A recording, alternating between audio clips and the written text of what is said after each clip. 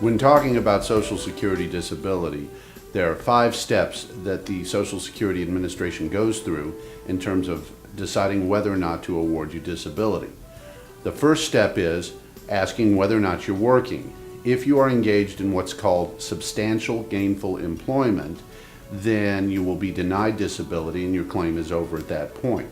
If you're not working, or if you have attempted temporary work or have made what they call an unsuccessful work attempt, but are unable to sustain that work attempt, then you're not considered to be working for Social Security disability purposes.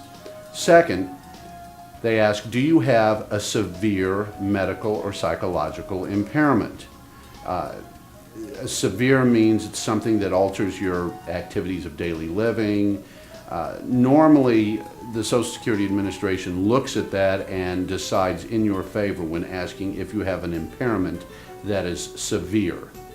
Third, do you have a listed impairment?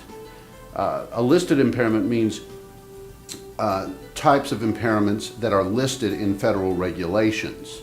For some reason, the Social Security Administration almost never finds that a claimant has a listed impairment.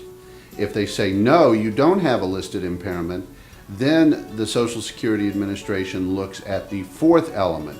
Can you perform your past relevant work? They look back at the kinds of work you did, what the doctors say you're able to do at this point, and make a determination whether or not you can return to any sort of work you've done in the past.